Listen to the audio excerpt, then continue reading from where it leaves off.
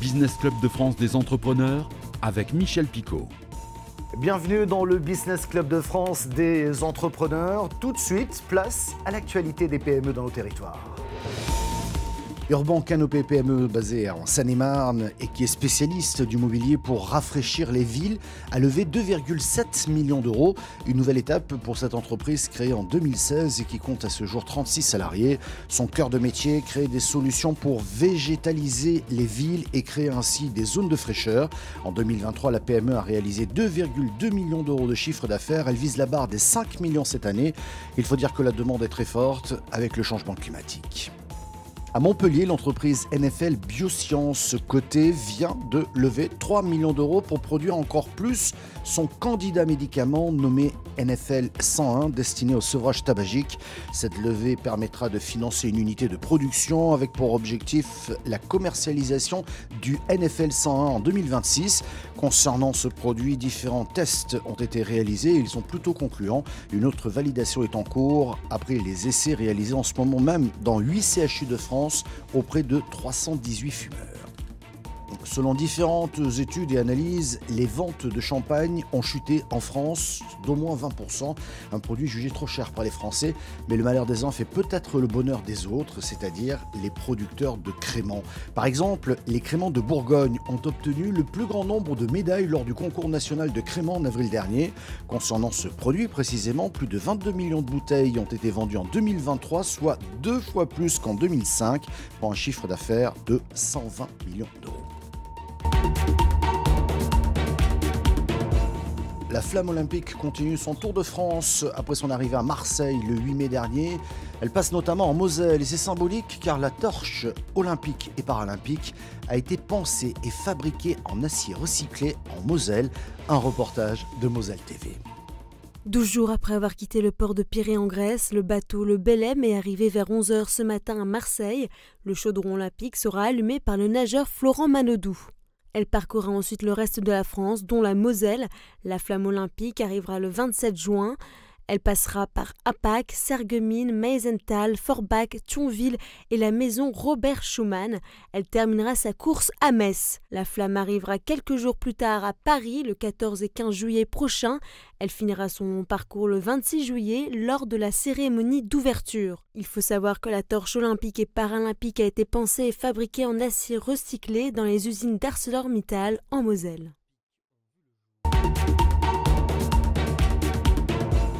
Les longs ponts du mois de mai ont certainement permis à beaucoup de Français de découvrir les joies du camping-car. Reste que ces véhicules sont très chers à l'achat, alors on peut toujours les louer ou encore faire de la location partagée. C'est un concept inventé par Camping Cart, une entreprise basée près d'Angers qui voit son activité se développer. Un reportage d'Anthony Piton de LMTV. Partager la location d'un camping-car, une formule qui séduit de plus en plus. Pour preuve, les concessions de camping-cart cartonnent. À Arnage et à la Bazauge, l'entreprise a enregistré un record l'an dernier, avec 20% de clients supplémentaires. Il y a ceux qui ne peuvent pas acheter un véhicule, ça c'est évident. Il y a ceux qui ne veulent pas acheter parce qu'il n'est pas assez amorti. Il faut un bâtiment l'hiver, il faut payer un loyer, ça fait cher, ça fait de l'argent. Puis il y a ceux qui veulent essayer, voir si ça plaît avant de basculer éventuellement sur un achat. Donc ils font camping-cart parce qu'on peut, dans ce système-là, essayer aussi un Profilé, une Capucine, un van ou autre. Donc ils font des tests des véhicules avant de basculer après sur un achat. Le concept est simple. 4 locataires se partagent l'usage d'un camping-car, moyennant un peu moins de 300 € par mois. Chacun d'entre eux a accès au véhicule 7 semaines par an. C'est vrai que beaucoup de gens nous ont dit qu'ils avaient laissé un petit peu les vacances d'avant, entre guillemets, qui étaient gîtes, hôtels, chambres d'hôtes, pour passer vers le monde du camping-car, parce que sur un plan économique, c'est intéressant. Ils aiment aussi le camping-car, hein, heureusement, c'est quand même un point aussi essentiel, mais ils passent aussi sur le camping-car parce que c'est moins cher que des vacances autres qui seraient hôtels, gîtes ou autres, effectivement. Pour ce qui est des réservations, c'est Jérôme qui gère le planning. Un Tetris qu'il prépare avec ses clients un an à l'avance. Les actifs partent plus durant les vacances d'été et les vacances scolaires. Et puis nos amis retraités partent quand? Mais ils partent beaucoup en mai, ils partent en juin, ils partent en octobre, en septembre. Donc au final, tout se lisse parfaitement bien sur les plannings sans souci. L'idée a déjà charmé une cinquantaine de camping-caristes en Sarthe. Ne leur reste plus qu'à choisir une destination.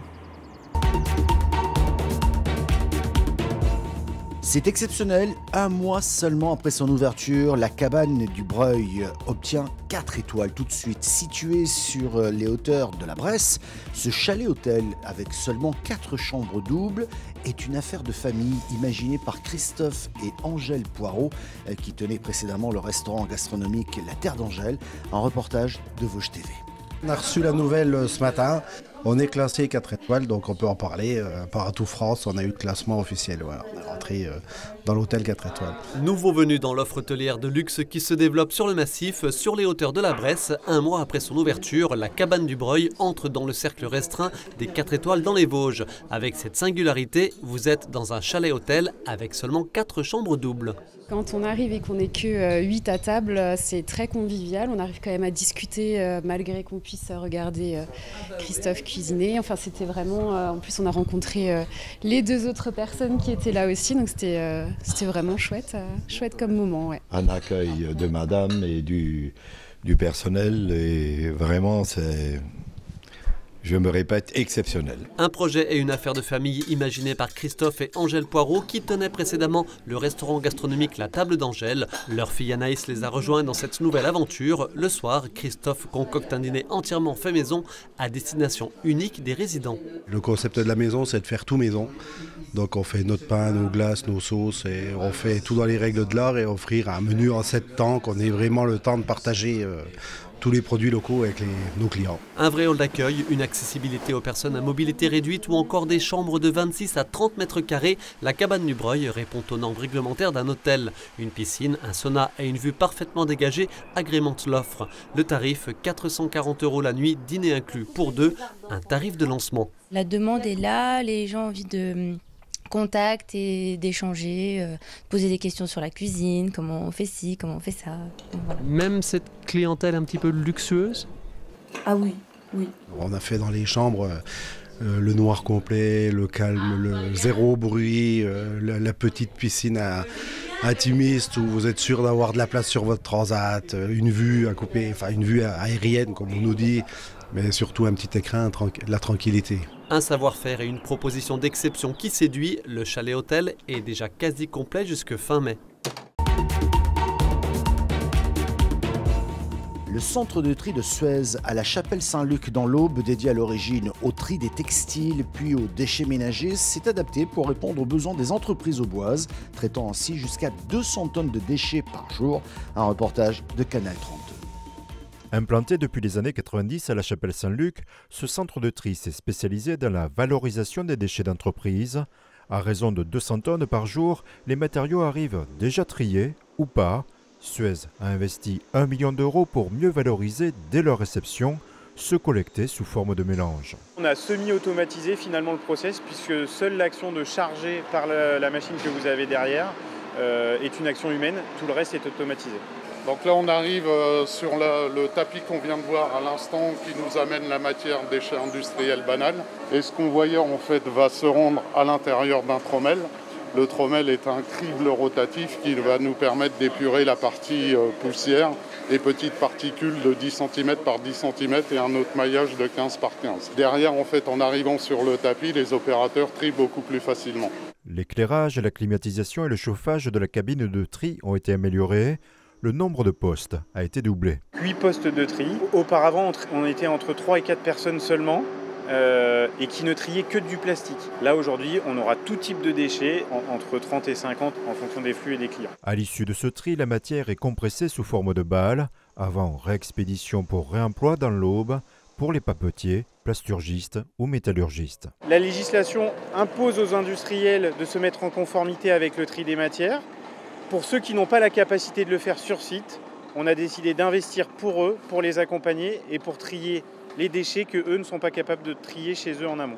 Cet investissement permet surtout d'optimiser le tri des mélanges de déchets. On reçoit d'une certaine qualité de plastique issu carrément des supermarchés, des plastiques en mélange issus carrément de la déchetterie.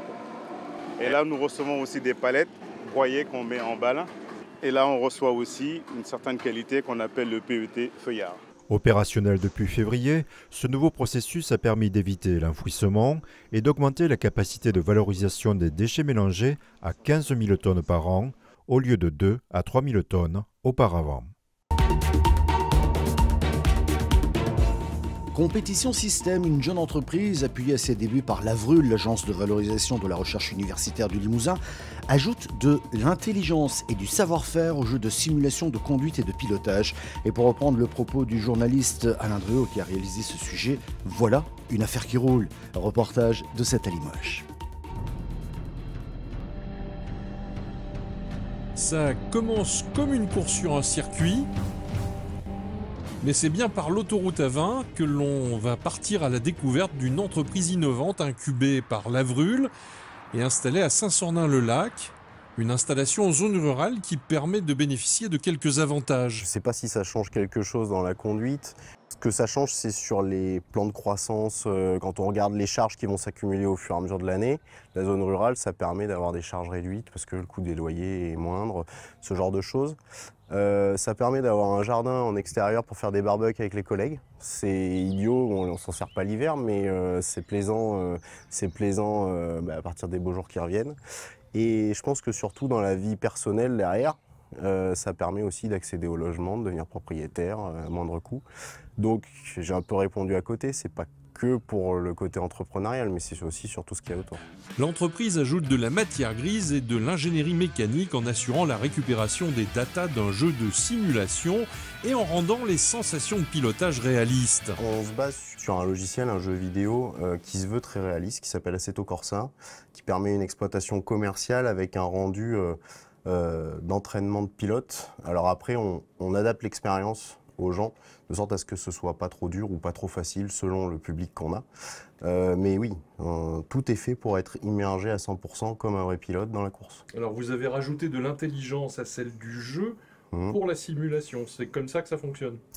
Absolument. Déjà sur l'interface, les infos qu'on affiche qui sont liées à la session, donc on retrouve pseudo, etc., temps, comme ce que vous avez à la maison, mais là dans le cadre de notre utilisation, il a fallu développer une surcouche pour que ce soit intégré et plug and play.